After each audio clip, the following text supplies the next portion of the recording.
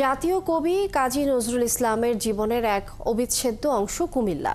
প্রেম, দ্রোহ ও সাম্যর কবি নজরুলের জীবনের বিরাট অধ্যায় জুড়ে রয়েছে কুমিল্লা। তাই আজ জাতীয় পর্যায়ে জাতীয় কবির ১২৬তম জন্মবার্ষিকী উদযাপন করা হচ্ছে সেখানে। কাজী এনামুল হকের তথ্যছবিতে প্রতিবেদন। প্রেমের কবি, দ্রোহের কবি কাজী নজরুল ইসলাম, যার লিখনী উদ্দীপ্ত করেছে, সাহস জুগিয়েছে সাধারণ মানুষকে। ২৪-এর গণ অভ্যুত্থান কাজী নজরুলের উত্তরাধিকার। এই প্রতিবাদ্য নিয়ে এবার উদযাপন করা হচ্ছে জাতীয় কবির জন্মবার্ষিকী।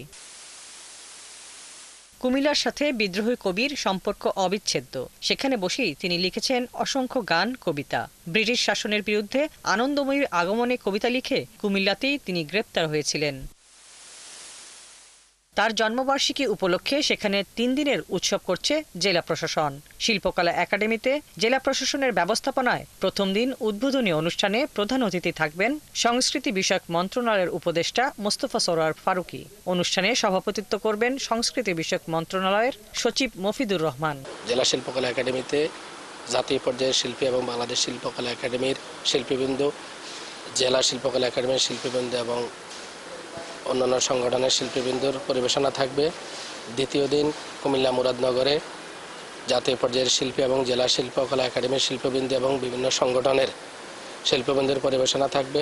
শিশু কিশোরদের বিভিন্ন প্রতিযোগিতা আমরা নিয়েছি। একটি আর্ট ক্যাম্প অনুষ্ঠিত হয়েছে কুমিল্লায়, নজরুল আর্ট ক্যাম্প শিরোনামে।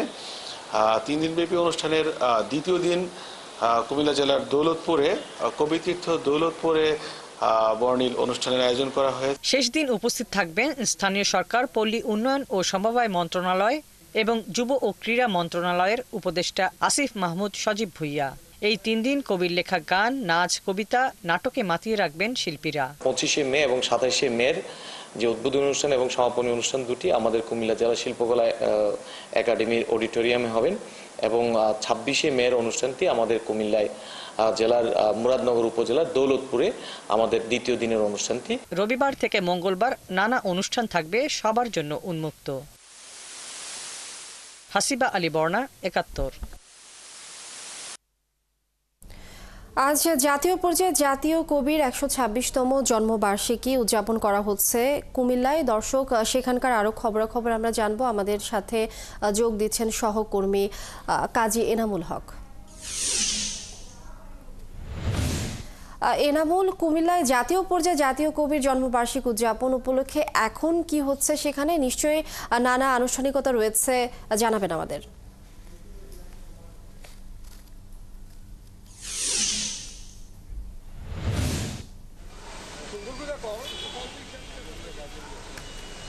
মূলত হচ্ছে আমি যেখানে দাঁড়িয়ে আছি সেটি হচ্ছে কুমিল্লা নজরুলের মুরাল। সেখানে দুপুর 2টার দিকে নজরুলের শ্রদ্ধা নিবেদন করা হবে ১২৬তম জন্মবার্ষিকী উপলক্ষে।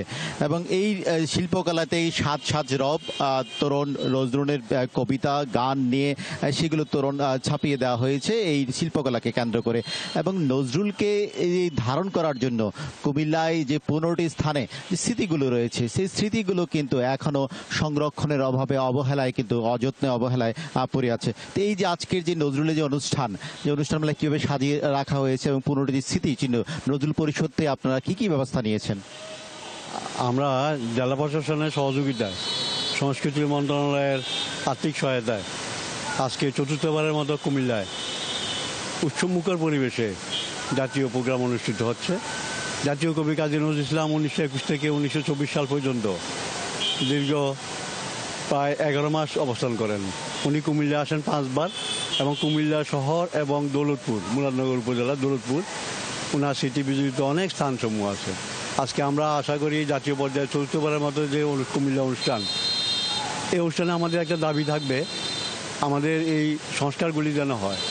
কারণ নতুন প্রজন্মের জন্য আজকে আমরা দেখতে পাচ্ছি মন্ত্রণালয় কর্তৃক 24-এর গণ অভ্যুত্থান কাজী নজরুলের উত্তরাধিকার, এই যে একটি স্লোগান এবং প্রতিবাদ্য বিষয়, এটা কিন্তু যথার্থ হয়েছে।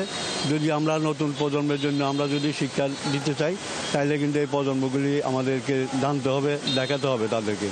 এই স্মৃতিগুলি রক্ষা করা করতে হবে।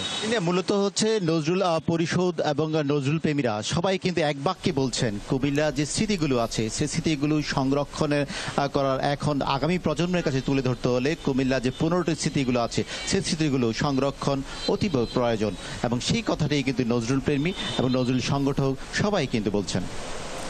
কাজী এনামুল হক, অনেক ধন্যবাদ।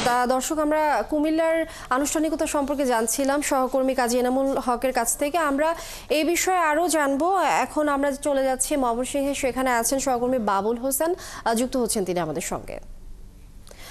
বাবুল, আপনি একটু জানাবেন যে ময়মনসিংহের আনুষ্ঠানিকতা কি কি রয়েছে, যেহেতু আজ জাতীয় কবি কাজী নজরুল ইসলামের 126তম জন্মজয়ন্তী, একটু জানাবেন বিস্তারিত।